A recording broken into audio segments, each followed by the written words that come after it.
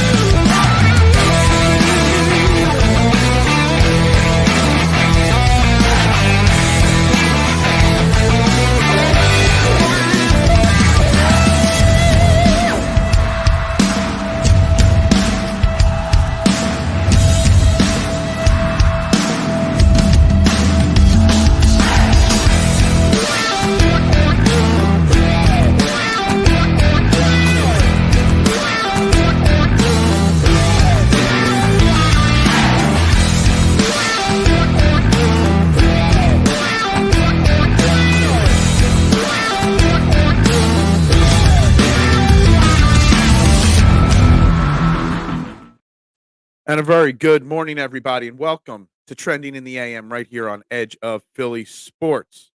We are live, Facebook, YouTube, Twitter, Twitch. You know the drill. Wherever you're watching on, whichever platform you're watching on, make sure you do me that favor. Make sure you hit that like button, that share button, that subscribe and follow button, retweet if it is on Twitter. Do whatever you can to get this show out and in front of as many people as possible. I would appreciate it. And it's free to support your local content creators. It's free to support local YouTube channels that are trying to grow and knock the big guys that you complain about all the time off their top perch. So, guys, do me that favor. I would greatly appreciate it. I am your host every morning here on Trending in the AM at Beard of Knowledge on all social media platforms. If you're on it, find me, and follow my great content. I'd greatly appreciate that. New things coming from the Beard. New things coming from Mr. Phil here. So, guys, we are here to talk more Eagles. We're here to talk more week one Jalen Hurts to kick off this show. We're going to talk a little bit about the Eagles defense as well. Concerns I've got, some positive things I've got from week one. And I took apart and I broke down Nick Sirianni's press conference on Monday. He spoke to the media for about 25 minutes, actually, a pretty long press conference for him. And went into a lot of detail about a lot of different players and a lot of different things that went on in Brazil in the game against the Green Bay Packers. So we're going to talk about it all today. But do me that favor and hit that like button and hit that share button and hit that follow, subscribe button. I would greatly appreciate it. And I know the rest of the EOP family would greatly appreciate it as well. Good morning, Little G. How you doing? Hope you are well. Rick, right away, Hurts #1 quarterback against the blitz in week one, top 5. Look, I got all the stats written down here. So I know yesterday got heated. Not heated. It was we won't say heated.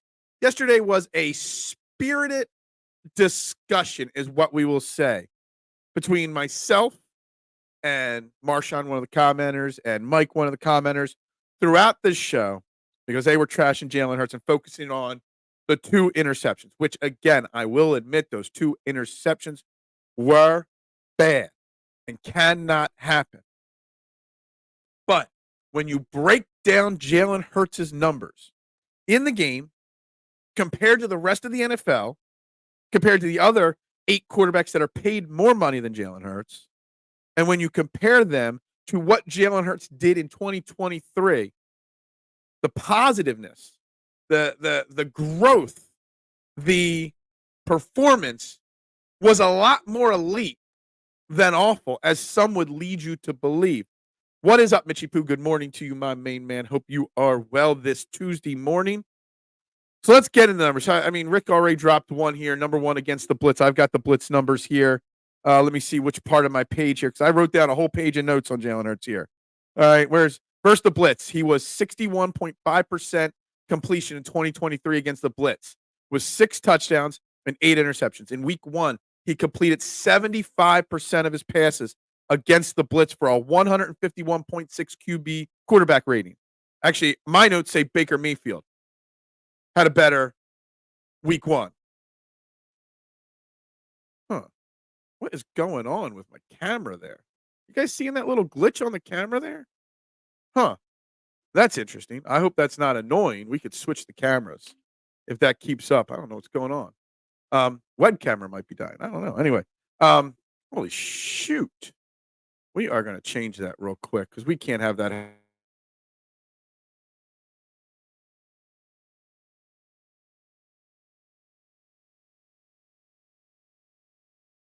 Up. Huh. Don't know what happened there. Interesting. Camera glitch. It happens. Can't stay. Just waiting for a moment, Marshawn. Just waiting for a moment. And honestly, you picked your moment pretty well. It was pretty spot on there. We'll have to see if that picks up. If you guys start seeing it and I don't notice it, I have a button I can click to change from the web camera or the HD camera to my laptop camera. We'll see if that starts happening again. I don't know what that was. Anyway, so Rick, I've got Marshawn or Baker Mayfield actually that had a better weekend against the blitz than Jalen Hurts, but still 75% completion against the blitz, the touchdown, the 151 quarterback rating. All right, there are 8 quarterbacks paid a higher annual salary than Jalen Hurts. 4 of those 8 did not even win their game. Only one of the 8 quarterbacks threw for more yards. Yeah, he had the 3 turnovers, and we're going to get into that.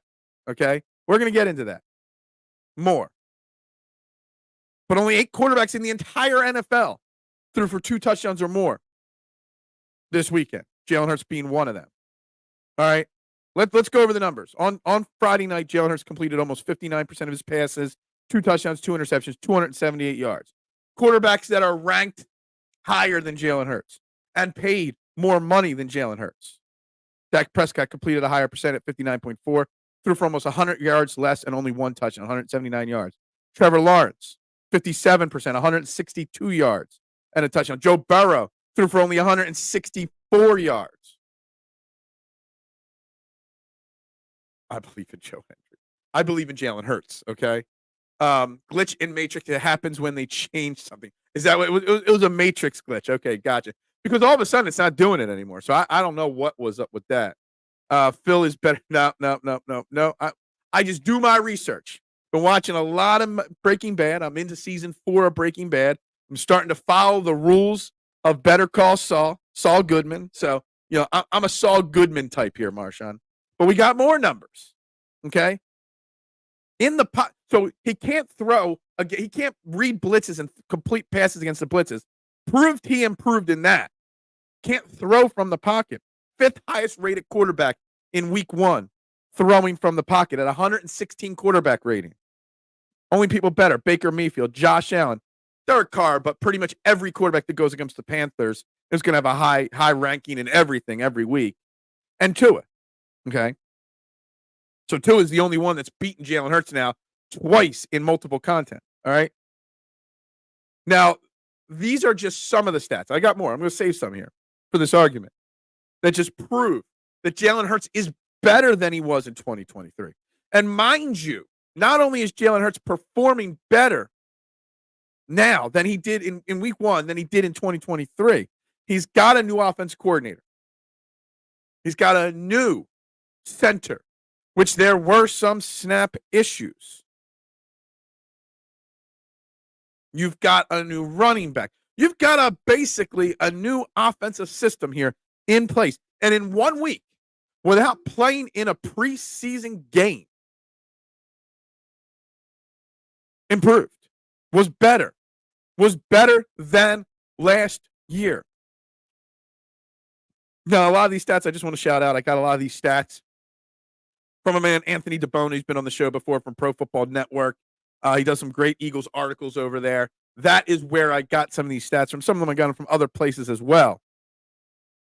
On a side note, in Nick Sirianni's press conference, we spent a lot of time complaining about the first couple drives and how shaky the offense looked, blaming the lack of preseason snaps. And he was asked, I wrote it down. Who asked that question? Can't find it on my notepad there. He was asked about would he change that philosophy, and he pretty much said no, he won't change his philosophy on the preseason for his offensive starters because he wants them to be healthy and ready for week one. He said he'll evaluate it, but he doesn't foresee any changes coming. Just think about it. Here's a stat I wrote down. In 2023, the Eagles were last in pre-snap motion. 35% of the time they ran it. In week one, they ran pre-snap motion 66% of the time. That was the most they've run in a game since 2020. That's a big jump, 66 to 35. And Jalen Hurts was pretty much perfect in those 66% of the plays. 15 to 21, 212 yards, 2 touchdowns.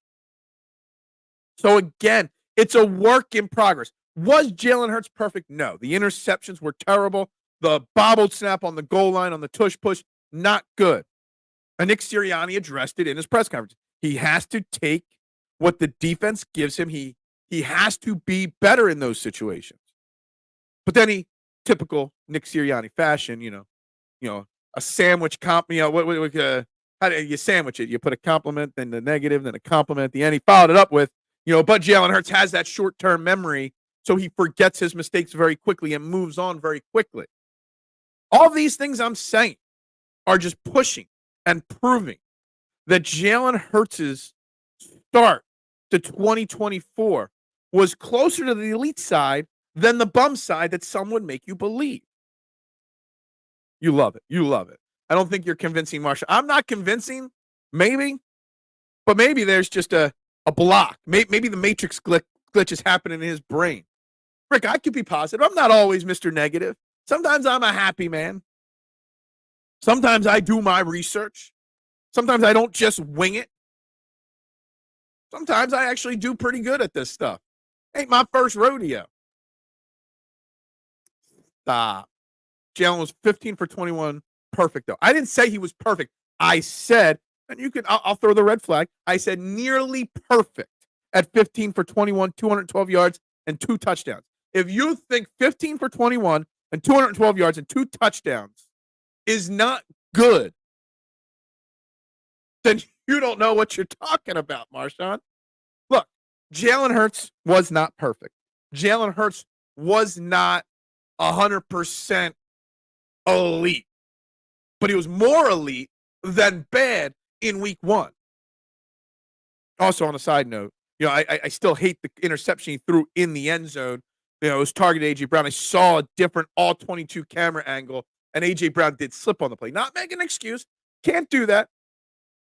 But A.J. Brown did slip on the play. Just going to say. I'm going to make a slight excuse, even though it was Jalen Hurts' fault. Phil is positive when it comes to Jalen Hurts. He has no choice but to be positive. I have a choice. We all have a choice in life and everything in life. I could be negative. I could be the one that says, we won, but. I'm choosing on the Jalen Hurts conversation to be positive. I got negative things, other things that I could talk about, Eagles related or Phillies related even. Hell, I could talk about how, Bryce Harper didn't run out that ball in the 9th inning and it could have cost us something. I could talk about that, but I'm not going to. I have, Big Al, hinted at this multiple times in this year and probably last year as well about Bryce Harper. And comparing him to Jimmy Rollins, who we used to crucify in this city. If Jalen Hurts didn't lower his shoulder for the first down on that drive in the fourth quarter to extend that drive, we would have been blasting him. If he slid and took the easy out. If he throws the ball away and trying to force it, we would crucify him. But Bryce Harper is free from criticism in this city. Now, mind you, I was not watching the entirety of the Phillies game last night. Wife really wants to get through Breaking Bad. We're really hooked. We're about 5 or 6 episodes into season 4. So we got about, 20 episodes left of the show. We really want to get through this. So we did not watch baseball last night. I barely watched any of the Monday Night Football game. I didn't watch any of Raw. It was 2 episodes of Breaking Bad last night. Episode 4 and 5 or 5 and 6 season 4, something like that. But you can't criticize. Bryce Harper is the only athlete in Philadelphia right now that cannot be criticized one iota without everyone saying, well, the Phillies have the best record. Who cares? Or Bryce Harper's an MVP or this or that. No, Bryce Harper can. And Bryce Harper, Rob Thompson say, well, he came to me. I didn't have to criticize him. Hey, Marshawn, did you send me my new pen? It's still broken. Bryce Harper can't be criticized for some reason. And it does drive me nuts. My one mystery with Hurts, why is there never OC stability around the guy? Is that coincidence? The industry? I would love. Well, see, you got to break that down a little bit, okay? Because Shane Steichen left for a head coaching job. Now, Brian Johnson left because of a problem. And there's a chance, Nooms, that next year we have another new offense coordinator. Because if the Eagles are good this year, if the Eagles make a deep run, Kellen Moore will be a head coach next year in the NFL. I actually feel that Kellen Moore will be a head coach in the NFL next year 100%, either because we are great and he gets a head coaching job elsewhere, or we bomb and Nick Sirianni gets fired and Kellen Moore takes over. It's probably going to be the latter, or the first. It's probably going to be because we're good enough and he gets a head coaching job elsewhere. So that would be 2 of his last 3 coordinators leave here to get head coaching jobs. So you can't really fault that aspect of it right there. Yeah, I'd like to. Yeah, I knew you would like my little. I saw that video. I'm like, I'm not going to really comment on them. I'm like, nah, Marshawn will love the fact that I'll make a slight little excuse because Jalen Hurts is, A.J. Brown slipped a little bit. Good morning, Joe. What's up? Looking passing average this week was less than 200 yards. It was sloppy play for everybody. Hurts did good enough to get the win. He will be better this week. Look, Jalen Hurts, the numbers, if you just tune it in, I've gone over them all. He had better numbers than Trevor Lawrence, Dak Prescott, Joe Burrow. Tua is the only quarterback that threw for more yards than him. Only 7 other quarterbacks threw for 2 or more touchdowns this week. And some of those guys played preseason snaps as well. So the narrative that Jalen Hurts didn't play in the preseason, and that was the reason, he played better than guys that did play in the preseason. Yeah, Harper apologized. I don't care. This is not the first time he hasn't run a ball out. And in 2008, Phillies Nation crucified Jimmy Rollins all the time. In 2007, 2009. Jimmy Rollins is an all-time great in Philly. A borderline Hall of Famer. World Series champion. MVP. But Harper gets a pass on everything in the city. And look, it happens. I still do not understand how Bryce Harper gets such a pass. Joel Embiid don't get any pass ever. Jalen Hurts never gets a pass. Carson Wentz never got a pass. We can go back for the last 20 years. Every star athlete in our city, no one ever got the pass that Bryce Harper does. And it does kind of bother me a little bit. Would you have been blasting Jalen? For what? Yeah. I call it as it is. I call it as I see it. And if Jalen Hurts doesn't give 100% effort on every play, I'm going to call it out. I question parts of his game from Friday night. The run, the read option. How he doesn't, I don't know what's wrong with the read option. I call it as I see it. The broadcast criticized Harper on the play. Good. I saw a video clip on Twitter this morning. I don't know if it was, I forget if it was the radio or the TV calling it out. But good. Phillies fans should call him out. Should fire his ass up. I mean, we're 2.5 weeks till the playoffs start. Time to fire him up. Maybe this moment and how the fans react to it, instead of giving him a standing ovation today when he gets to the plate, blast him for it, boo him for it. They should have booed him last night in the stadium for it. Maybe that fires him up and takes him to the next level for the playoffs. Maybe. He deserves to get criticized for it. Absolutely 1,000%, Big Al. But he's not a criticized person. He gets clear from it all the time. And it does drive me up a wall pretty much regularly. Didn't I say that yesterday? Harper gets a pass. Did you say it yesterday? I must have missed. I mean, we had like 300 plus comments yesterday on the show. Maybe I missed that one, Mike.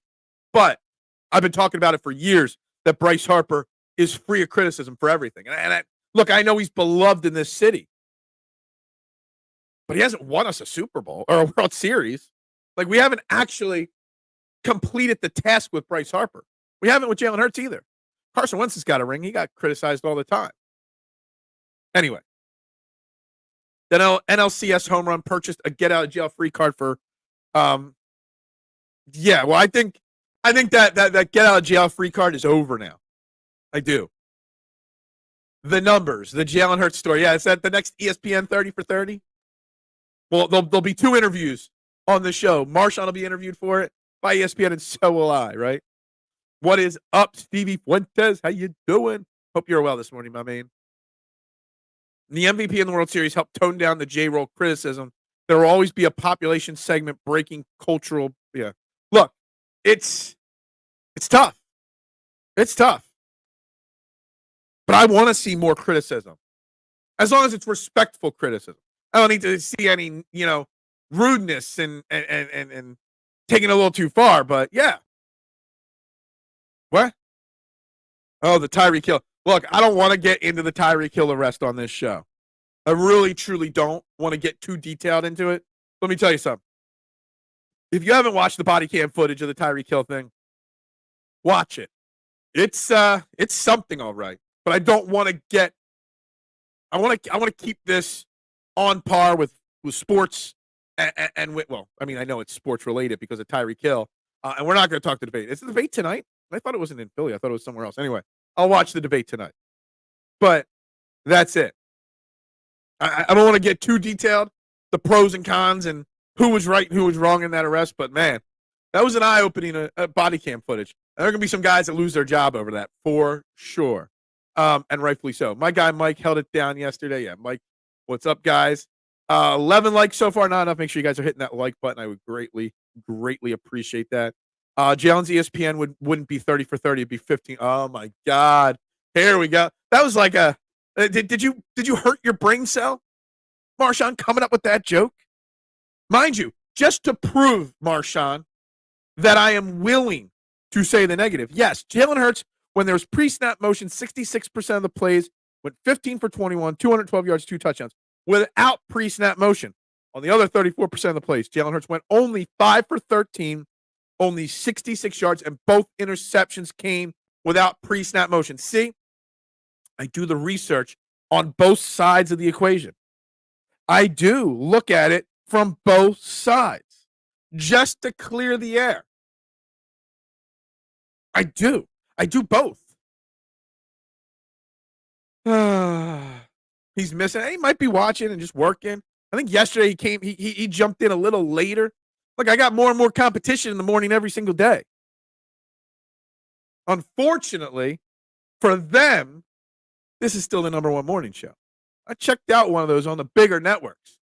I had like 23 likes yesterday. The other show only had like 29 likes. Just saying.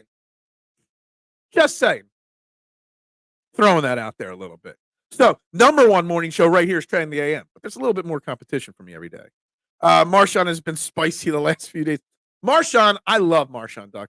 Duck, you and Marshawn, I believe both of you have been around since my DSM days. So, there's very few of you that have been around and following my work for years, let alone months or a year. So I love it. And the conversation between Marshawn and I, it gets a little spicy. What's up, Bruce? Bryce, why didn't you run out that double yesterday? What is wrong with you, Bruce Bryce Harper? You better run that out a little bit more. Good morning, Barbara. So Phil, have motion on every play is your solution? No. Well, I mean, the numbers do show that the motion is successful. And it was more successful in the running plays as well. I didn't write those numbers down because we weren't talking about Saquon Barkley much today. But motion does matter. There's a reason why majority of the NFL runs motion on every play. I was watching a clip or two from Sunday night and Monday night football games. And when you see the plays slowed down and there's motion, it just opens everything up. Are your numbers more elite in comparison to the field? What? I'm sorry? Huh? The viewership? No. I mean, some of the others get higher views. But, I don't have all the analytics on them. I just looked at the view numbers and the likes on the videos. But anyway, This is still the number one morning show in Philadelphia, even if not enough people watch it. The longest running morning show on YouTube in Philadelphia, the first daily YouTube show in Philadelphia in the morning every single day. Phil, did you see the 49ers Jets game? I did not watch much of it. I was recording a new thing I'm doing with Shane Half on his Eagles Pin Pull Network called Eagles Checkdown, and then went up and watched a little bit of Breaking Bad afterwards. But if you look at the saying underneath my name, you'll see what I thought of the little bit I did see. The Jets got beat by a Christian McCaffrey-less 49ers. Brock Purdy was as pedestrian as possible. The Jets are not good, it seems, or the 49ers are great. I'm not sure which one it is. Let me tell you something. 49ers are going to get in a little bit of trouble. That running back for the 49ers last night, James, I forget his name now. Mason, was it, or something like that? After the game was asked, when did he find out he was starting his first NFL game? And he blatantly said he found out on Friday. But this was not put in any of the practice reports or anything. 49ers are going to get in a little bit of trouble there. 49ers tried to have a competitive advantage, but did it illegally. Watch out, San Fran. You're going to get a phone call from Mr. Roger Goodell, and he's going to use this as a distraction for how bad the turf was in Brazil. And he's going to use this as a distraction to not talk about Tyreek Hill. And there's going to be some trouble. Somebody's going to be in trouble in San Francisco. I don't judge a team in the first game of the season, especially nowadays. Yeah, I mean, see, the thing is, though, if you think about it, Big Al, yes, the Eagles did not play their starters in the preseason on offense. But a lot more teams than normal did this year. Hell, there was even preseason games with Patrick Mahomes and Travis Kelce out there. So the narrative that, everybody doesn't do it is kind of changing. But Nick Sirianni did say that he probably won't change his philosophies. I took a lot of notes. On a side note, I don't know why the Eagles did it this way yesterday. They had his press conference yesterday, kind of like old school COVID, where he was in front of a computer screen and all the reporters weren't in front of him. They were on their computer screens. I love that style of press conference because you can actually hear the reporters' questions and you actually know who's asking what questions because they say, all right, we're going to go to Rob next, and then we're going to go to Big Al. When Big Al's speaking, then Phil's going to ask the next question. So you know who's asking the questions and you can hear them. So I love that style. But I took a lot of notes on that press conference, and he was asked about playing his guys more in the preseason. He said every year they evaluate everything, but he doesn't foresee any changes coming to his philosophy about playing his stars in preseason games. And I like that conviction from him. I got nothing but love for you too. I love it. I appreciate everybody. Bruce, Stevie, Barb, newer people to the trending family, to the Beards family. But I have an extra appreciation for people like Marshawn, Duck, Eric, when he's here. Guys that have been around since day one-ish with me. And have followed me because, look, it's not like I've stayed on one platform. I've bounced around a little bit. I'm always looking for the best opportunity to grow trending than I am too. Not just, in my opinion, the number one morning show, literally the number one morning show in Philadelphia. Now, I'm very happy here at EOP. Got a great team here. Met some great people. It's helped me expand. Now I'm doing Eagles Checkdown on the Pin Pull, Shane Half's personal channel. So I got nothing but love for you, Marsha. And I actually prefer when everybody does not 100% agree with my opinions. I think it creates great debate, great discussion. And the one thing you'll get from me, and you know this, Marshawn, is that we will discuss it. Yeah, the tagline is where your opinion matters. But the sub-tagline is, but it doesn't always necessarily mean that we'll agree. But we'll discuss. Won't get heated, won't get mean. I hate it when I go on Twitter and I post something and somebody doesn't agree, and then someone else has a different opinion, and two other people start going at it like rudely and calling each other names. It happened yesterday. I don't know if it was on my Nakobe Dean tweet or my Quinyon Mitchell tweet, which I want to get into Quinyon Mitchell in a little bit here. Why can't we just debate and discuss? Why do so many people let it get so heated and result to name calling when they're discussing any of their favorite Philadelphia sports or anything in life? Same thing with politics. Mister keeps dropping politics things. Why can't we discuss and debate? Why does it always have to get so negative? Phil, I know you don't want to talk about the Phillies, but did you see? That's why I called you. That's why I asked you when you came in the comments first. Why didn't you run that out? We discussed it already a little bit, Bruce. Bryce Harper is the only athlete in Philadelphia completely free of criticism, no matter what. And it drives me up a wall that Bryce Harper cannot be criticized at all. Yeah, yesterday hit the under like by a ton, so we'll see. Thank you. Middle Earth, I don't know. I was trying to really quickly think of, a different town or different city or region. The best breakfast show in the Shire. How about that? I was trying to think of what the castle was in Lord of the Rings 2, the big battle scene, which is, in my opinion, the greatest movie battle scene of all time. I couldn't remember what was that. Helm's Deep, right? Helm's Deep. There, it took me a second to best breakfast show in Helm's Deep, right there. Was it Helm's Deep? No, it's not Helm's Deep. Why can't I think of what that castle was called, Marshawn? I don't know. Anyway, showing that I have a little bit of dorkiness in me. Harper didn't hustle on Sunday either. Yeah, and look, I don't get it. Again, we are criticizing Jalen Hurts for throwing 2 interceptions, but I got the stats, and I've read them off 2-3 times already. The stats say he was pretty damn good on Sunday, but he threw 2 interceptions, 2 awful interceptions. And all we're focused on with Jalen Hurts are the 2 interceptions, not all the great. But Bryce Harper can continuously not give 110%. No big deal. It's okay. No, we're good. Niners still really good. We'll see how Shanahan responds in the winning moments. They are very good. They're gonna get fined, at least, for the statements made by that running back. But the fact that Christian McCaffrey can come out of a game or not play in a game, and you can insert a rookie, and that guy could go for 150 yards almost on the ground, just shows how much the 49ers are a system versus led by a great quarterback. And I'm a Brock Purdy guy. I think he gets a lot of unnecessary crap. His record speaks for itself. But if you take Jalen Hurts out of the Eagles, the shit hits the fan. Or you take A.J. Brown or Saquon Barkley off the Eagles, we're not going to still perform at that level. I think the Niners are really good. Maybe the Jets are a little overrated. Maybe it's a little bit that the Jets and Aaron Rodgers just needs more time to come back from his injury. I don't know. What point of the game was Aaron Rodgers pulled? I saw he got benched. I saw someone saying, I can't believe they benched Aaron Rodgers. I didn't think it was early enough in the game to consider it a benching, more so a mercy. Let's protect him for week 2. The only, as I like to say, I have always been your morning show host, even if you didn't know it. If you know what I'm talking about there.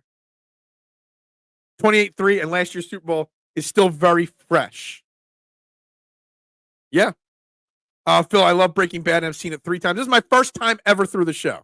First time. We started about 4 weeks ago, 3-4 weeks ago. We're halfway through season 4. Saul Goodman, you love him. I feel he's one of the best characters. I love Saul Goodman. I think he just brings a nice comedic element to it. But you kind of getting to see as the show goes on a little bit more of his personality. I do. Skyler is still the worst character of all time in all of TV. Phil, is that the same as people saying that Hurts was injured the entire season last year, but never on the injured list? But he was always, well, I don't know. I think it's a little different because he still played. You're supposed to be completely transparent with your injured list and who's playing, who's not. And if you know somebody's not going to be out, you're supposed to announce it. Christian McCaffrey being ruled out on the team on Friday, but not saying. I think there's something illegal going on there. I don't know the exact rules or how the rule is phrased, Barbara, but I'm pretty sure that was illegal what the 49ers did. Only judges chicken wing competition and wet t-shirt contest. Flats or drumsticks. I'm a drumstick guy, just so you know if you're going to talk wings. Phil, I feel you have the best sports show. I appreciate that. I appreciate that massively, Bruce. I try. I've been putting this effort out every single morning, whether I'm on vacation, home, work, anything.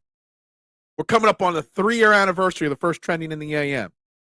I don't remember the exact day. I always use November 1st as my anniversary. I think I started like 2 or 3 days before November 1st. So we're coming up on 3 full years of trending the AM here soon. I'm happy that I appreciate that. I appreciate that. No politics and no religion. Absolutely. House rules. House rules. I agree with you about Bryce's. Nobody will say when he doesn't give 100%. And it happens a lot more than people realize, honestly, Bruce. Also, I feel he may be hurt. Absolutely, I think he's hurt. Absolutely, I've been saying it for a week now that I figured he should get 4, 5, 6 days off. Unfortunately, you got JT Realmuto hurt now. Sosa's hurt. Bohm is hurt. You got half the team is on the injured list or hurt right now. So I guess you can't really rest Bryce. And now you got 7 games with the Mets and another 3 against the Brewers coming up. Mets are a ball of fire all of a sudden. Where the hell did that come from? Better than Saving Private Ryan's War Scenes, Lord of the Rings Series 1. Dude, I think Lord of the Rings 2, the final battle scene, wherever it is, I can't I'm really drawing a blank on what that castle was there. I want to say it was Helm's Deep, but I also don't want to say it. I don't want to be wrong on this. In my opinion, is the greatest battle scene. Now, I know the opening battle scene on Saving Private Ryan is amazing, but the Lord of the Rings one, man, let me tell you something. It is when that is on TV, that is on my TV 100% of the time, all the time. I love that battle scene. It's so amazing. I envision Roger Goodell as in a secret headquarters watching all 1,700 NFL players on hidden cameras with CIA agents. Yeah, maybe. Turnovers will ruin almost any great effort. Foles usually kept them to a minimum. And honestly, Nooms, outside of last year in week 1, Jalen Hurts in his first two plus years was great at controlling the turnover problem. He had little slip-ups in the last year and change. It is what it is. But Jalen Hurts' numbers still say this week he was pretty damn elite. Jets and Browns defense a little overrated. Yeah, I don't know what to think about the Browns either. I mean, I don't really think the Cowboys were that amazing. I really don't in week 1. I mean, I just think the Browns were that bad. And let me tell you something. You can't tell me that the Browns aren't completely now concerned with Deshaun Watson. It's bad. It's bad. The Jets, I just don't know. I don't know what to think about the Jets, though. Only 4 minutes left when they took Rodgers out. Okay, so it wasn't a benching. It was a preserving. I hope one day you will watch Better Call Saul. I will one day. It won't be the next thing we watch, but I will one day. Drums, always. I'll take flats. Don't get me wrong. Now, I hate flats, which is perfect because my wife and I, she's a 100% flats. I'm a 100% drum. So I go the drum. She eats the flats. If you think Harp is bad, take a look at Acuna. Oh, man. I don't even want to. Band of Brothers is another one. If you don't, I've seen that 1,000 times. One of the greatest shows. 17 likes. That's not good enough. Please hit that like button, guys. Sons of Anarchy, you've seen that. It's a fantastic show. We binged that 2-3 years ago. Fantastic. The Mayans wasn't as good. The spinoff of it. They were supposed to do a prequel to Sons of Anarchy. I don't know whatever happened to that with the original guys there. So Jim Schwartz's defense is good or was great last year, but dead last in the red zone. Yeah, it is what it is with Jim Schwartz. Guys, what it is also a great time to mention our first great sponsor of the show, SherryTickets.com. If you need sports tickets, concert tickets, theater tickets, go to the place where the prices are the best. Great prices, no hidden fees at SherryTickets.com.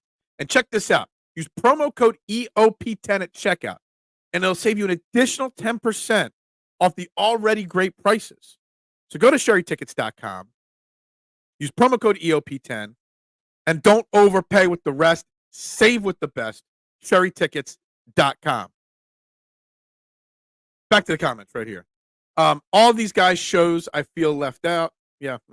I've watched a lot of TV. You're right. It's Helm's Deep. Okay. It's the best scene. Look to coming at the first light on the 5th day. Then boom, Gandalf saves it. There's so many great moments in that fight. Just the scene where they're all standing off before the fight starts and the raindrops start hitting the armor. And then the lightning flashes and all of the humans see all the orgs and whatnot out in the distance and the fear on their face. It is so masterfully filmed. It's perfect, Steve. I have my Hallmark. My wife's watching Barbara right now. Virgin River, I think that's her new show that she watches when I'm busy doing this stuff. Blech. Mets are like that. End slice of a loaf of bread. You take it, you have. Oh man, that's a great line. Barb, I'm a dude and I watch some Hallmark. Well, I do not. I go to the other TV. My wife's like, oh, I watch all your stupid TV. Why can't you watch mine? Like, yo, I got 2 other TVs in this house. I don't have to watch what you don't have to watch what I don't want to watch, what you don't want to watch. There are other TVs. BCP. Yeah, the wife and I watch Hallmark together. I try not to. But I do try to check out phillysportstrips.com. They're the premier. You know what? No, we're gonna switch that.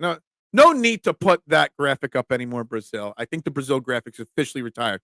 But if you want to travel to see your favorite Philadelphia sports team on the road or at a tailgate down in South Philly, go to the website, phillysportstrips.com. Make sure you sign up and mention EOP, trending in the AM when you do that. They are the premier travel and tailgate company there is. And they put together some great packages to see the Eagles on the road, September 29th in Tampa, New York, to see the return of Saquon Barkley to MetLife Stadium. Think those Giants fans are a little bitter over that? Yeah. How many times I got told, don't worry, Saquon Barkley is going to get hurt? Giants fans are praying that Saquon Barkley gets hurt before then. The bus trip to Baltimore on December 1st. Don't miss that one. Or, of course, Dallas week when the Eagles fans take over Dallas while the Eagles march into Dallas and whoop some Cowboys ass November 10th also. Premiere season 5 of Yellowstone. Can't wait for that day. Eagles at 4, Yellowstone at 8. It's going to be a beautiful day, guys. Check them out, phillysportstrips.com. Guys, don't want to miss it. The Hallmark Channel is my bitter enemy. I'm surprised. They said Saquon is washed. They said he's going to get injured. They said we're better off without him. Giants fans were all over the place this weekend, before the game and then after the game. Let me tell you something. After what they saw on Sunday from Daniel Jones and their team, I think they shut their mouths a little bit up. There was the one wide receiver was talking about blaming Daniel Jones blatantly after the game. You had the defensive end who's in his, second or third year, basically trash talking with the media because he didn't want to answer questions. The Giants locker room has already fallen apart, and it's only 1 week. You hate to see it, right? Not really. Duck, good move. I'm sure. Yeah, no. Giants uniforms uglier than their offense. Dude, those Giants uniforms, it's not even the first time they've worn them in the last couple of years, Marshawn. It's not. I don't know why they keep trotting that shit out there. I mean, it doesn't make or it doesn't make sense at all. At all. Oh, well. Anyway. Moving on, though. Let's get off of Jalen Hurts. Let's get off of the offense. Let me turn my page here, okay? And let's go to the defensive side of the football with the Eagles, okay? Because I think there's 2 topics of conversation that I want to have about the Eagles defense from week 1 and what it means going forward. I used to watch Power with my wife. Nothing good on top. Yeah, I used to watch stuff with my wife, and then we got married, and I realized I didn't have to, impress her anymore. Those uniforms are horrid. They are the epileptic's worst nightmare, probably. Giants busted out their 1924 offense for the 100th anniversary. Oh, my God. Good morning. Listening while getting ready to finish up. Hey, enjoy that. That sounds like a lot of work. When you're done, you can come fix my fence. Anyway, Eagles defense. Let's talk about it a little bit. Let's talk the good. Let's talk the positive. And I want to talk about what the Eagles have to do or should do with Quinyon Mitchell. Okay? Again, was he perfect? No. Quinyon Mitchell was not perfect. Not at all. But 4-9 when he was targeted, 66.9 QB quarterback rating when he was targeted. He played 63 snaps, 94% of the snaps. He broke 2 passes up. He broke up that touchdown. He was a little handsier than I thought.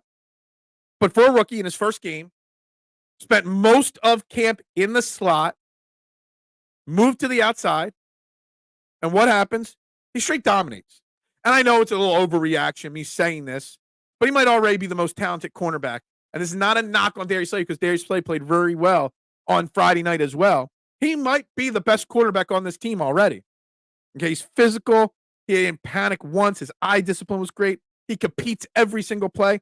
I know you kind of have to move him back to the slot, but I don't want to move him to the slot. He is the best outside corner on this team right now. I'm going to say that bold statement. Quinyon Mitchell is the best outside corner on the Eagles already after 1 week. So what will, Vic Fangio and the defensive scheming and coaches do with Quinyon Mitchell next week against Atlanta if Isaiah Rodgers comes back? Isaiah Rodgers is better suited on the outside. Do you rush Cooper DeJean into the starting lineup and put him at slot and leave Quinyon on the outside and then just rotate in Rodgers occasionally? Do you move Quinyon back into the slot, which is not the ideal spot for him, so you can get Isaiah Rodgers on the field? What should they do? Nick Sirianni said in his press conference, the moment is never too big for Quinyon. He's comfortable with him because nothing phases him ever. So what should they do about Quinyon Mitchell, outside, inside, and who do you play where? Because I think it's something interesting that's going to come out. And I think we wouldn't be having this conversation if Isaiah Rodgers played and wasn't hurt and missed week 1. Q has a big swag. He's got something special. He's got the swagger that you need from a cornerback. Cornerbacks are divas, just like wide receivers. Now, I do have my biggest concern with Quinyon Mitchell in game 1 was that although the refs were calling a lot of penalties, there was what was it, like 17 or 18 penalties combined called? He got away with a couple of tugs here and there. That won't always happen. So he's got to watch it and be careful with the tugging of the jerseys and whatnot. But they were letting it play, so he kept using it. That's my big concern with him. But what do you do? I think the ref didn't throw the flag on Q on that touchdown pass because he got his head turned around. It was borderline whether his head was turned around quick enough or not, in my opinion. And then on the one that they said the wide receiver slipped in the end zone on the second one, Marshawn, if you see right before the wide receiver falls down, there's a little back of the jersey pull from Quinyon. Now, I don't know if it affected the play enough or not, but it was there. So the question is, what do you do with it? Quinyon Mitchell or Ringo should be the slot guy, not Maddox. Well, we all know Avonte Maddox was terrible. I thought I wrote it down. I don't know where I had it. There it is. When Jordan Love went through towards Avonte Maddox, he had a quarterback rating of 116.7. You can't put Avonte Maddox out there. You just can't. There's a reason why nobody wanted him in the offseason. You just can't put Avonte Maddox out there. Now, somebody did tell me this weekend or yesterday on Twitter that maybe you just put Quinyon against the other team's best player. Someone like CeeDee Lamb lines up in the slot a lot. So you just have Quinyon follow CeeDee around. Now, the Eagles have not had that philosophy for a long time where one guy just follows. Darius Slay always stayed on one side. James Bradbury always stayed on the other, and that's it. End of discussion. So maybe you have Quinyon game to game float. Maybe that's the answer, Michael. I don't know. Trade Slay and put Mitchell. Now, you don't want to trade Darius Slay at this point. If you wanted to do it, you needed to do it in the offseason. At this point, you don't. You don't move him. Plus, he played really damn well in week 1, Michael. So you just don't do that. Because then you put Mitchell and Rodgers on the outside, then you're back to Avonte Maddox in the slot because I guess Cooper DeJean is not ready quite yet. For those, I think he played like 4 snaps on defense, 6 snaps. Something like that. So I don't know. Quinyon knows how to get subtle advantages without getting flags. Yeah, I mean, look, what I'm thinking of, Nooms, when I saw that jersey tug in the end zone, not the play where he could have, not the touchdown, the deep pass where he could have been a pass interference, wasn't called, whatever. On the jersey tug, I was thinking of the James Bradbury in the Super Bowl. It's a ticky-tack thing to call, but refs do call it. So he's got, and as a rookie, He's not always going to get the veteran benefit of the doubt. So I want to see Quinyon just be a little bit more careful with that. Maybe be a little more subtle with it. Because if I can see it, if I can see something in the live in-game action without watching a replay, then it's pretty obvious. Because I have the worst set of eyes in the world. I normally don't see the details till the second, third, fourth watch of something. So I just want him to be a little bit more cautious here. But it still doesn't answer, what do we do next week against next week we go against the Falcons. They got Drake London and they got Kyle Pitts. Kyle Pitts did have a touchdown catch last week. Do you put him in the slot to Kyle Pitts basically as a tight end wide receiver slot hybrid? Do you have Quinyon swag? Just follow Pitts around? Again, this is all if Mitchell or if Rodgers comes back.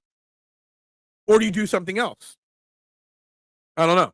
It was close. The touchdown pass that you're talking about, where he ran into the end zone, he got his head around like a slight bit.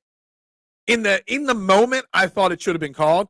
When I rewatched it back 2 or 3 times, Marshawn, I'm like, yeah, I'm glad the refs let that play through. And the fact that, I forget which wide receiver that was, Marshawn, but the wide receiver didn't throw up his hands like, oh, where's the flag? Like he didn't overreact. That makes me think that it was a good no call. It was just being a little physical. It's crazy that the game had 17 penalties, at least. But the refs actually let them play pretty physical. All the penalties were ticky-tack penalties. Illegal formations, illegal man downfield. The worst penalty, or the worst rule of all time. And stuff like that. Big hits that could have been called for personal fouls, passive interferences, let go. So it was really weird how the refs called the game on Friday night. Writers Guild went on strike. Hollywood thinks they could save money using AI. What are you smoking this morning? I don't know. Take a shot. Phil said poll. Oh, that's in regards to Barbara's comment about no good TV. Stop, Mitchie Poo. Stop. Ringo and Mitchell are the future outside corners. Yeah, I think I don't know. I don't remember reading one article or one interview this summer that somebody said in the Eagles organization that they truly envision Cooper DeJean an outside cornerback as well. But maybe the cornerback trio of the future is Ringo, Mitchell, and DeJean, and they work it out where they play. I truly do believe that this is Darius Slay's last season in Midnight Green. I truly do believe that. We'll just see how it plays out next year. I'm not worried about next year, though. I'm worried about this year. I'm worried about week 2, what you do. And I've seen people say, just keep Mitchell on, or keep Rodgers on the bench and have him as a bench depth piece and just throw Cooper DeJean out there and let him get his lumps on the field. Let him make some mistakes if he's got to. I don't know. Slay played well, and we need that. Yeah, exactly. We're not trading. No offense to Michael. We're not trading Darius Slay at this point. Again, I kind of teased the idea that maybe it was a thought process before training camp, before the draft, in that range, after the draft, that Darius Slay had more trade value than James Bradbury, et cetera, et cetera. But at this point, now that the season started, you can see Isaiah Rodgers didn't play. It was a last-second decision. You just don't know who's going to go down. You need as much depth at cornerback as possible. We don't want to see Avonte Maddox on the field anymore. Do I think Cooper is a cornerback or safety in the NFL? In the NFL is the key part of your question, Marshawn. I don't know the answer to that. In what I've read in the draft process and post-draft when he was selected by the Eagles, more and more people I read said that he was a slot or outside corner versus safety. That's what I read, at least early on in his career. Now, who knows what it'll be? I think he's better suited at cornerback, but I could see him eventually with his energy, his ball of fire type personality, being that in the box safety, kind of like a Malcolm Jenkins maybe, because he's going to want to hit people. You can't hit people as a cornerback as often. I don't know. I truly think he's a cornerback though, big time. What's up, Jack? How you doing this morning? Corner play is the worst it's ever been. They cover the receiver like a blanket, but they have no idea where the ball is. Is corner play the worst it's ever been because the talent's not there, Jack, or because the NFL rules have dictated that you can't touch a wide receiver. You can't fart on a wide receiver without a flag being called. Cornerbacks are scared to tackle, which, by the way, how many hip drop tackles were called? Penalties were called in week 1. I'd love to know. I think the rules have made cornerback play the worst it's been. The gearing towards offenses have made the NFL or the cornerback play what it is today. I really think that all plays a big factor in it, in my humble opinion. Maddox doesn't look fully recovered. He's been playing safety in the preseason. I will say that's a very fair point about Maddox. He was in preseason and in training camp. He was fully 100% of safety. It's a very fair point. And they just kind of threw him back to somewhere where he hadn't gotten a single rep since last season. So that's fair. And he is recovering from an injury. That is fair. So maybe I'm being a little too harsh on Avonte Maddox. Maybe. Gets mossed every game. He's on every wide receiver. Look, the only thing to counter what Duck said and to counter what you're saying, I wanted to call you DJ, Mista, is that the Avonte Maddox situation might just work itself out. I mean, the guy is never healthy. The only guy more injury prone than Dallas Goedert on this team is Avonte Maddox. So that's a concern as well. There's a reason why you can't trade Darius Slay, because Avonte Maddox can go down at any moment's notice. You know, Isaiah Rodgers is already hurt. So apparently most teams didn't see DeJean as a top shelf corner talent, more of a safety, thus a second round talent. Yeah, and then after the draft, Jack, I what you're saying, I read and heard all of that leading up in the draft process. 100%. All accurate, 100%. But then the post-draft process, I start to see the opposite be reported about him. That he's more of a cornerback. So I'm not sure how to answer Marshawn's question on where I foresee him because I don't know. But some say just throw him out there and let him get his lumps. Now, I don't agree to that 100%. You ease him in, you play him whatever he played 5 or 6 snaps in week 1. So give him 10 snaps in week 2, 15 in week 3. Let him see what he got. Yeah. I'm telling you, Mitchie Poo. Quinyon Mitchell is going to be an all-pro a cornerback before we know it. Quinyon Mitchell is going to be what was the deal that Patrick Surtain got? Like $98 million? Quinyon Mitchell's going to get when his time comes one of the highest paid cornerback contracts at that time of all time. Quinyon Mitchell is something special. And I've said it since I didn't talk about him once on this show before the draft. Not once. Because I thought there was a 0.00000% chance that he was going to be an Eagle. I thought there was a 0.00 chance that he would drop outside the top 12 or 14 in the draft. Every mock draft I ran, he was going in the top 10 or 12. Sometimes in the top 8. And we got him where? We got him? It's insane.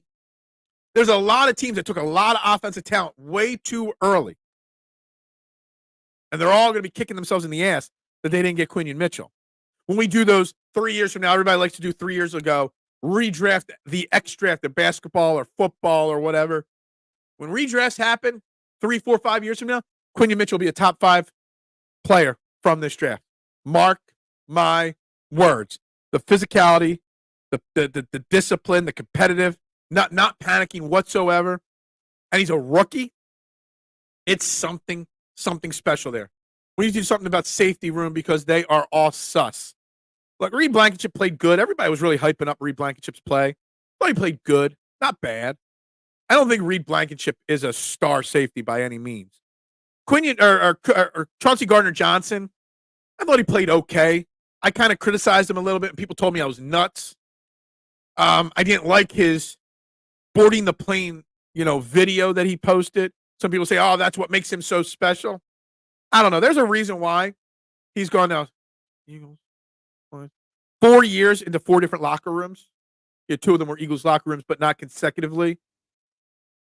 Chauncey Gardner-Johnson to me is a problem. The problem with the safety room, Duck, is we're all hoping, we're all relying, we're all expecting Sidney Brown to be one of those safeties of the future. Now, he's running around at practice. He's getting his work in. By mid-October, he's going to be back. They're going to ease him back, typical Eagles fashion, back into the fold.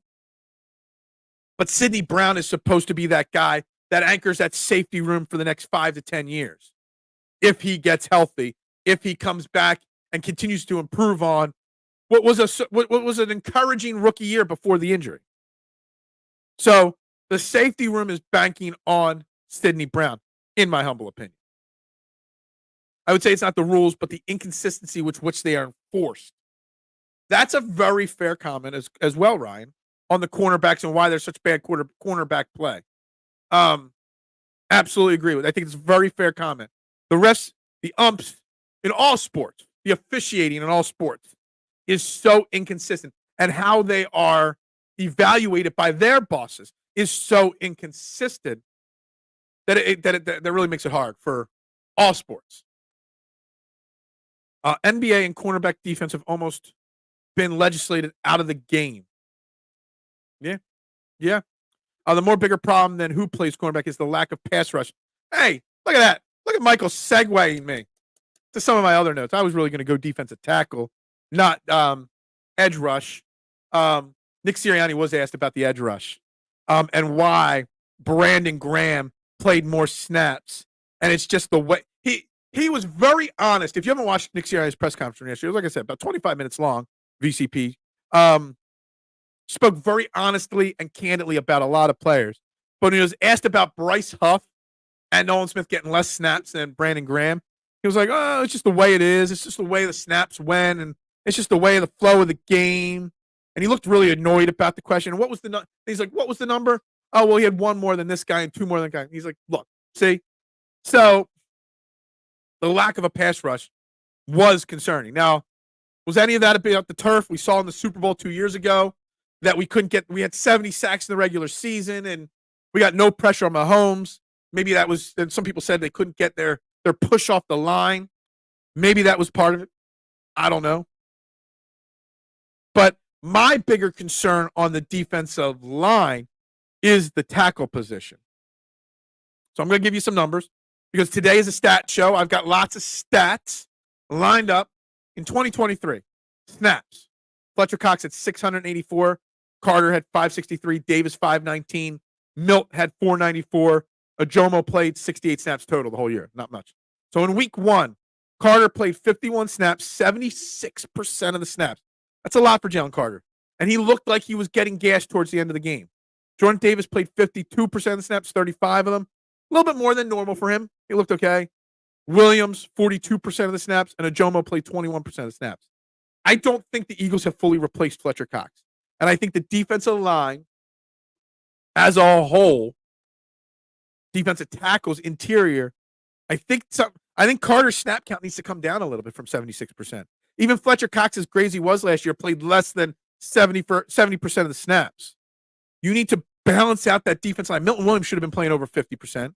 You're probably going to have to play at this point Ojomo more than 14 plays next week in Atlanta. You got to balance out that depth a little bit more so Carter and Davis are 100% for the last drives of the game in the fourth quarter. And last year you had 4 plus Ojomo a little bit late in the season. You got 4 guys, and Thomas Booker played a couple snaps, but that's it. I think there's a bigger concern, BCP, at defensive tackle than people realize in the depth department. Yeah, Jalen Carter's an elite player, or has the elite player potential, but I don't know if he should be playing 76% of snaps. Just something that I wanted to point out there. My name is Mitchell. That's why I need to get his jersey. Not because he's an elite player. Okay. Whoever Sauce Gardner gets, Q Mitchell will get plus the 1-year differential. I agree. I bet you Howie Roseman, because he thinks next level, is already thinking 4 years from now, 3 years from now, that he's going to have to extend Quinyon Mitchell. He's already got that on his big whiteboard. 2020, we're in 2024, so 2026 offseason, we got to start talking about Quinyon Mitchell's money. Blankenship sucked other than the one ESPN highlight. He and Chauncey Gardner-Johnson played at the same level. Yeah, people were really hyping up on Twitter about how Reed and Chauncey played. I can't say that I thought they played great. I can't say that I think they played bad. I think they played meh, okay. Nothing special. Neither Maddox nor Chauncey has the body type to stay healthy at safety. I mean, CJ gets hurt a lot as well. Missed most of last season with the Lions. Missed, 5-6 weeks with the Eagles 2 years ago. He's a guy that gets injured a lot. I don't think Maddox has ever played a full season in the NFL. Cooper's starting to worry me. He missed the combine, then missed training camp. He got hurt in November of last year. I think he had a stress fracture in his leg or something, or ankle. So he broke a bone, which is more of a freak thing than anything else. Missed it. That's why he missed the combine and stuff like that. And then he got hurt working out, leading up to training camp. He ain't ducking nothing, okay? Just so you know. What I'm going to say is that you still have to ease him into it, though. We've moved on from the Jalen Hurts conversation, Big Chris, but I will say I went over a lot of stats. I had a whole page of them. Yes, he had 2 interceptions, and the fumble was not on him. The snap, that was on Cam Jurgens. He did bobble a snap on the tush push. His numbers proved he's already made drastic improvements from 2023. He was not perfect, but he was one of the top 2 or 3 quarterbacks in week 1 in the NFL across all statistical categories. Basically, if you take all the categories, you lump them together, he was probably the 2nd or 3rd best quarterback this weekend. Maybe Derek Carr, but he was going up against the Panthers. Baker Mayfield had a great game, 2 threw for more yards. And that's pretty much it, Big Chris, just so you know, getting back to the Jalen Hurts conversation there. Box safety Blankenship, such a polarizing figure sometimes. I don't get the hype around Reed Blankenship. I think he's if this was like a bad Eagles team, we'd like him. But I just don't know. I don't think he doesn't jump off the page to me consistently enough. Pass rush was non-existent, and that's got to improve. Now, I'm going to give it one more week, Big Chris. I'm going to blame – not going to blame. I'm going to give them the benefit of the doubt because of the turf. Now, next week against Atlanta and Kirk Cousins, who is the most, cement feet quarterback there is, if we can't generate pass rush against him, against Atlanta next week, then I'm going to say we've got a problem. They got to be better. You can't do that. You can't have that kind of performance every week. So we will see whether the turf played a factor at all in the pass rush last week. But I think the defensive tackle position has a bigger issue. I finally learned what icing means. When are we going to talk about the Flyers? Flyer season's not that far away, mister. The defense looked gas at the end of the game because on the first half, I think this definitely played a part in it. They were out in the field a lot early. Now, we won the time of possession, but in the first quarter and a half, we were getting dominated in it. So we won the time of possession because of the 7-minute drive at the end of the game to run out the clock, basically. And let's give the defense credit. I don't think we've done that enough. The Eagles offense gave the Packers a short field twice very early in the game. And the defense, Nakobe Dean, one of those drives, coming up with big plays, were able to hold them to field goals both times. So you got to give them massive props and massive credit for that. But it did gas them. And by the end of the game, you saw that for sure, without a shadow of a doubt there. The Eagles, no edge rusher depth beyond Huff and Sweat. Huff was not good. Sweat was good. Sweat showed me something on Friday night, an improvement from 2023. Graham and Smith, I can't believe still that Brandon Graham played the 2nd most snaps in defensive end. What's up, Gary?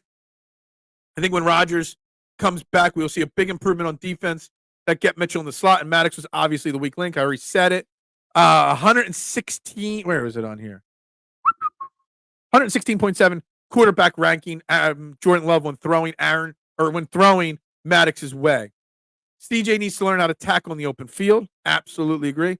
Worry less about your social media posts and more about being better on the field.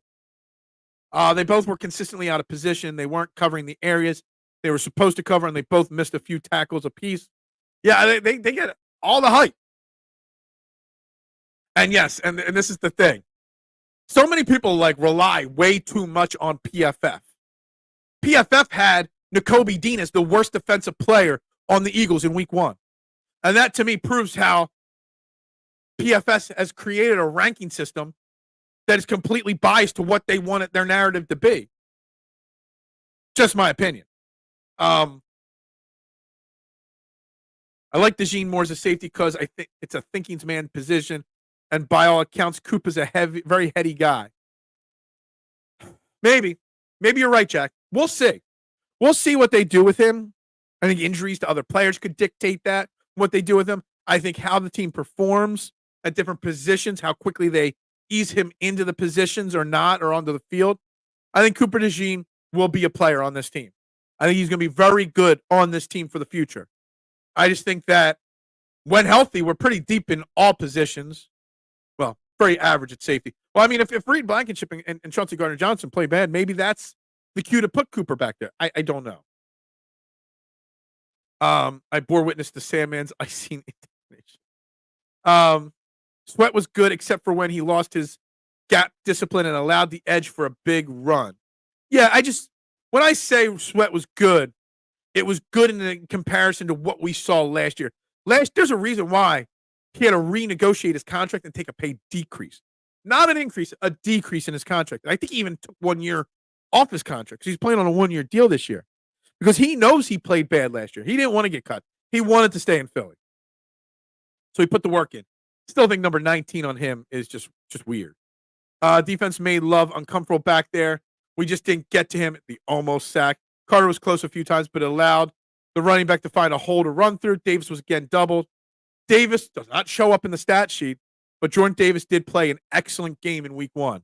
And playing 52% is solid. I would love to see Jordan Davis in that 52 to 55% snap count all year long. I really would. Dean and Bond was better than solid. I mean, so read a stat: 15 tackles and 2 sacks in week 1. He's only the 6th player since 2007 to do that in a game. Just think about that. Was getting pushed around. He was awful. There's a reason why I was playing in the preseason, right? I don't know if it's the field or not, but yeah. CJ used to be a very good open field tackler for a slot cornerback. I don't know if he was a slot corner when he was with New Orleans. We made him into a safety, and he played safety last year. I don't know what to do with him. But you know what I do know? I do know when you need a lawyer. You call the best in the state of Pennsylvania. You call David R. Cherry, the Cherry Law Firm. 610-565-0300, cherryandglaw.com. Make sure you mention Edge of Philly Sports. Make sure you mention Trending the AM. Whether you need a workers' compensation lawyer, if you've been in a motor vehicle accident, if you've had a personal injury, or you need a criminal lawyer, call the best. Call the man that's going to fight for you and get you what you deserve. Call David R. Cherry, the Cherry Law Firm. Again, his number is 610-565-0300. Go to cherryinjurylaw.com. Back to the comments. Davis and Carter shed some weight for sure. Now, the question is about Davis and Carter, Nooms, is can they stay in shape all year? Because Jordan Davis was great last year. He came into camp shape, and he started the year great. But he lost that conditioning throughout the season. Same thing with Carter. I think Carter, just like Jalen Hurts was the favorite to win MVP through 12 weeks, I think through like 8 or 9 weeks, Jalen Carter was the favorite for Defensive Rookie of the Year. I think he was something like minus 10,000 on the betting boards at one point to win Defensive Rookie of the Year, and then fell off in the second half, hit a rookie brick wall, so to speak.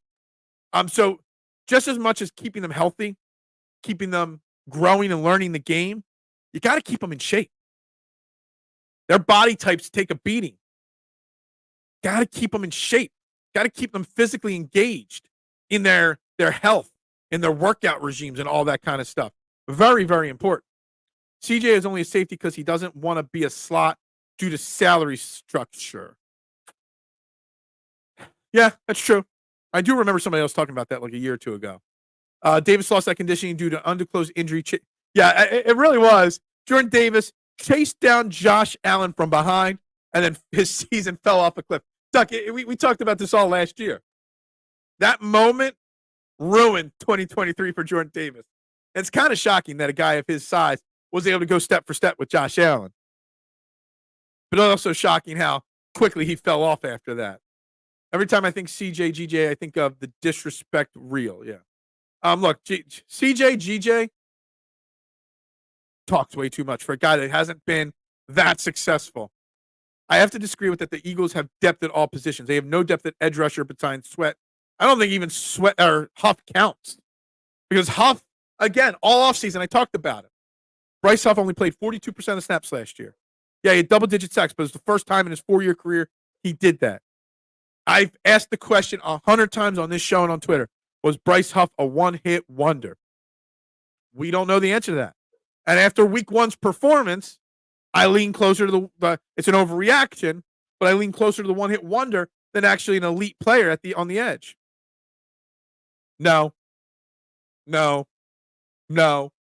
fact that he is still holding out, the fact that he's willing to sacrifice $800,000 a game, the fact that there's something up here wrong with Hassan Reddick, it's striking me like a Le'Veon Bell situation. Hassan Reddick, the player, is pretty damn elite. We know that, but there's something wrong there, and I don't know what to think or say or do about that, other than from some inside sources, maybe he was the problem in the Eagles locker room that was causing it to fracture and break apart. Got some inside sources on that I'm not allowed to reveal. So Reddick might have been part of the problem, and how he saw the problem, how he saw the contract situation, said, I got to get rid of you. So I don't think there's any way he comes back. The worst part, Davis is fast. It's trying to stop 300 pounds that got him hurt. Yeah. Once you get that big truck going, I just saw a video of one of those. You ever seen those things on the side of highways and turnpikes? It's like runoffs for trucks that their brakes go, and they need something to stop on. Jordan Davis needs one of those when he's running. He needs something to slide into that's going to stop him. Cooper should play safety is code words for you don't think white cornerbacks can play. Can't believe we're still talking about this in 2024. Oh, my goodness gracious. Majomo looked decent, but again, no penetration. There's that word penetration again. Howie needs to work his magic and get Reddick. I disagree. I don't know if I want him back in Philadelphia, not with everything that's going on. Jordan Davis ran a 4.7 40. He is big and strong. So why is he not expected to get sacks? Because the guy, based off the percentage of snaps played, is the number one double-teamed player in the NFL. He is. Well, last year he was. I don't know after 1 week this year, but the number one double-teamed player. He is very hard. He never gets one-on-one blocking. And even 2 times. Sometimes he gets triple-teamed, and he still pushes back there. Defensive tackles, nose tackles. What were Vince Wilfork's numbers like? Did he jump off the stat sheet with big sack numbers? No. So he's not that athletic freak that Aaron Donald is or Jalen Carter is. You're never going to see double-digit sacks from Jordan Davis. He was allegedly the locker room cancer, and I've got it on good authority. Some little drama between him and A.J. Brown. Just going to say, I bet the over. Yeah, you hit the over. You hit the over today. Hassan wants a share of the team if he comes back. Hassan wants everything, but Hassan ain't getting nothing. Wasn't the problem in 22? Honeymoon, winning. I don't know. Winning cures all, just so you know. Because when you are double team 90% of the time, you're on it's very hard. Again, I always look at Vince Wilfork just because of his body size. And he was an elite defensive tackle, nose tackle in the NFL for a long time. But he didn't jump off the stat sheet. Appreciate that. 21 likes. Still not enough. Make sure you're hitting that like button. Guys, you're watching Trending in the AM right here on Edge of Philly Sports, the number one, first, and longest running daily morning YouTube show right here on Edge of Philly Sports. Hit that like button. Share, subscribe, follow, retweet, wherever you're watching. Hit those buttons, guys. We're into the final 10 of the show today. Watson facing another. I saw that kind of pop up. Was it yesterday afternoon I saw that pop up on social media? Maybe, hopefully, the Browns are thinking that that's their excuse to just get off of that contract and get. I wouldn't be shocked if by week 4 or 5, Jameis Winston's the starting quarterback in Cleveland, for sure. And saying that Howie dodged Watson and Wilson. Thinking back, you're so spot on with this. There was a lot of talk that we were going to trade for Deshaun Watson. I was against it. I saw, not only does he have all the outside issues, Deshaun Watson is not a great quarterback. He's not worth the contract, even without the outside circumstances. And Russell Wilson, He hit a brick wall like there's no tomorrow. Unfortunately, with the injury, he didn't play week 1. Justin Fields didn't play great, but I don't know. Man, we dodged a bullet. Howie dodged a bullet. We wouldn't be so Howie season hyped all the time if he made one of those 2 trades. Things would be different in Philly. DeJean will be fine. Q is a stud so far. Rodgers will be back. Bond balled out. I'm excited for this defense. Yeah. And to think of it this way, Gary. The defense still wasn't perfect week 1. It's going to be even better as some of these young guys get more experience. The defense trending up. Yes, pun intended on trending in the AM. When the Eagles don't pick up Jordan Davis's 5th-year option, remember you heard it here first. Wow. Jack, that's a bold prediction from you, Jack. Bold. I do not foresee that happening. This is his 3rd year. So this offseason, they could pick it up, right? They can actually start renegotiating, I think, after this year, his next extension. Bold prediction that I firmly disagree with, Jack. Reddick wasn't a problem in 22 because he was making what he thought he deserved. 23, he realized that the Eagles weren't going to give him.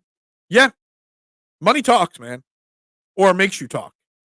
Is there a correlation between no cocks and no penetration?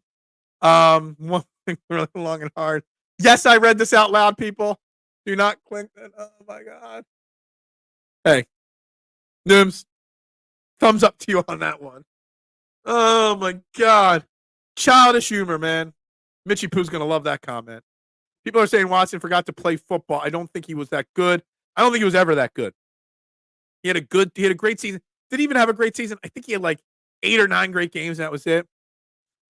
He was good because when you're young and you play hero ball and you just run around and don't run a system or a play or an offense, yeah, you're good. But then that doesn't last very long. Deshaun Watson just was street balling it for 8 or 9 weeks when he got, when he went on his run, was it his 1st year or 2nd year? And that's it. And then he had to go part of a system. And he had to build a team and build an offense. And he just couldn't do it. Deshaun Watson does nothing for me as a player, as a quarterback. And as a person, seems like he's a scumbag as well. Fields played well because he was finally behind a decent O-line and a good running game. I didn't watch a lot of the game, but what I watched, he looked okay. But you probably, as Pittsburgh, play Justin Fields from here on out. Yeah, I agree, Gary. I think he's got a bold take that's wrong. Yeah, I think he would lose that bet. Yeah. Oh, man, Nooms. Nooms' comment is the comment of the day. My God. Do you buy your employees Eagles tickets for doing a good job? No. I don't buy shit. But cookies and cupcakes off the discount rack at Giant for my employees. Guys, do me a favor. Like I said, hit that like button, share button, subscribe button, because Trending in the AM is part of the Edge of Philly Sports Network. 7-day-a-week programming. Later today on the Shane page with Shane Half at 2:30. Birds of a Round Table, 8 o'clock, 9 o'clock, and Armchair Scouts. And obviously after the Phillies-Rays game, post-game live. 7-day-a-week programming, 7 shows this week. Guys, you don't want to miss a minute of the action on Edge of Philly Sports. And if you need a place to check out and catch the big games, go to Dolan's Bar in Ridley Park for 65-plus years. Quintessential Irish American dive bar. Great food, great times. DolansBar.com, Facebook, Instagram, TikTok, Twitter, 24 East Sellers Avenue in Ridley Park. Go in there and mention us, Edge of Philly Sports, Trending the AM to PJ and his crew. I greatly appreciate that, guys, if you get in there.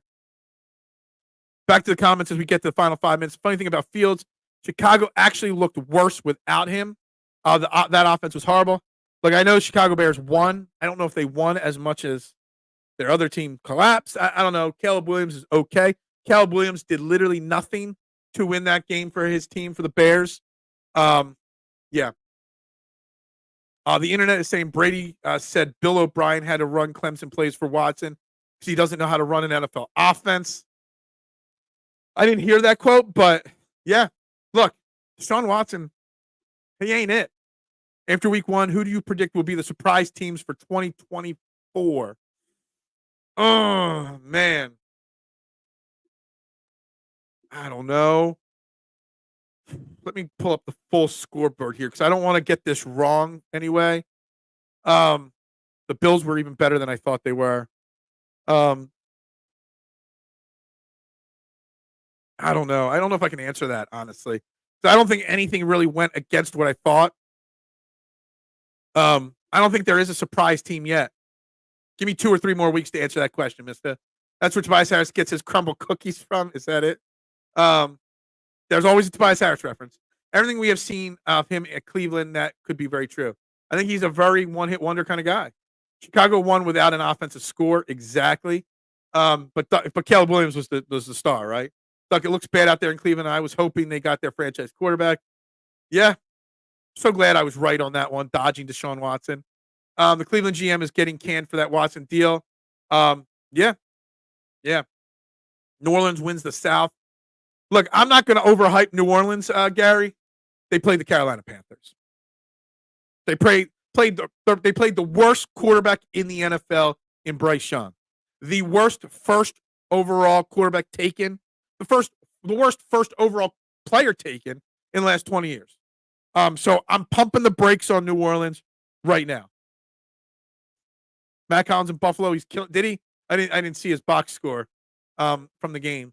Would you take Buffalo's Allen over Hurts? No. I'm a big Jalen Hurts guy. But Josh Allen, look, Josh Allen is in a crucial year this year, in my opinion. Josh Allen is supremely talented, Jack.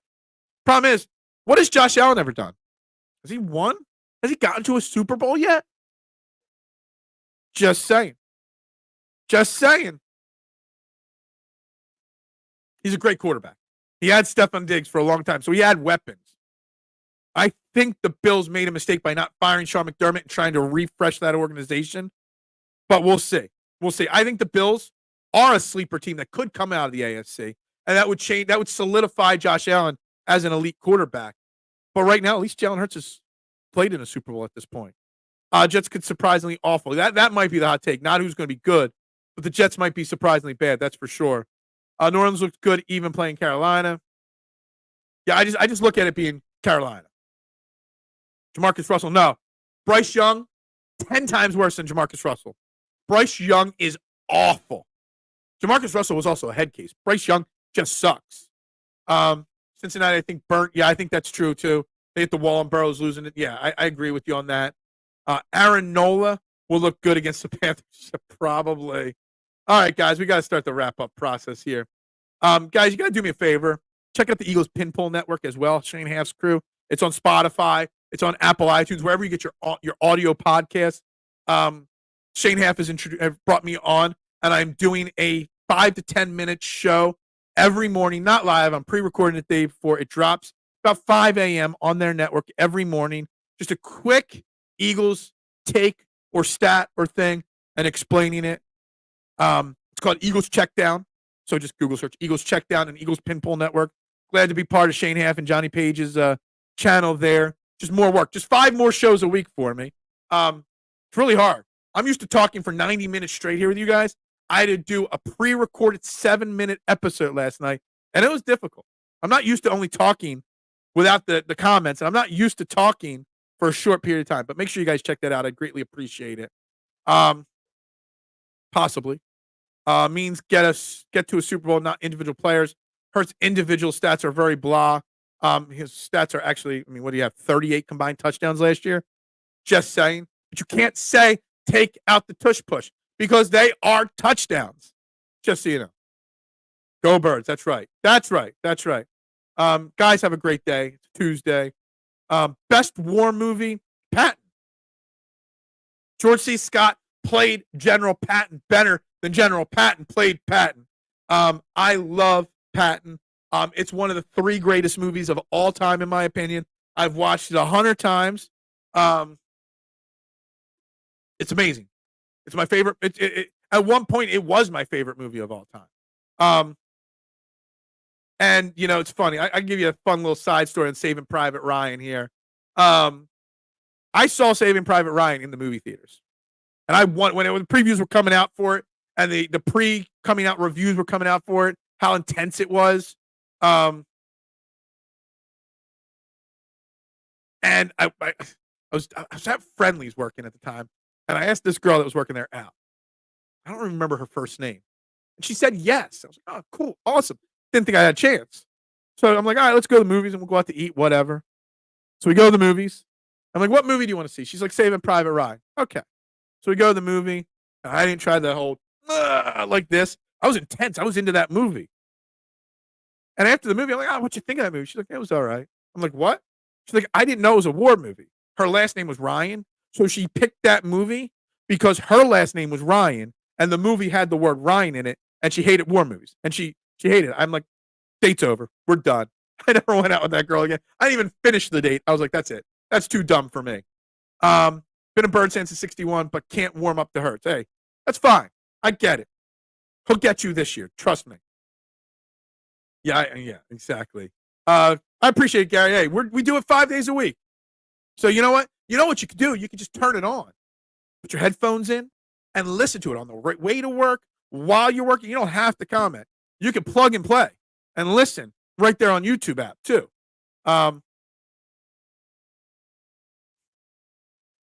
Full Metal Jacket is a very good war movie. Top 5 war movie, but yeah, absolutely. Took the short bus to stop. Anyway, guys, with that being said, trending in the AM right here on Edge of Philly Sports. Like, share, subscribe, follow, retweet. Do it all, even if you're watching on replay. I'd greatly appreciate it. With that being said, we'll be back tomorrow. We'll talk about whatever happens today in Eagles country. We'll talk about Nick Sirianni's presser because there's more things I wanted to get into that he talked about on Monday. We'll talk all that and more. Maybe a little Phillies back in the conversation. Guys, ring that bell. Go Birds. Bubbles up to you.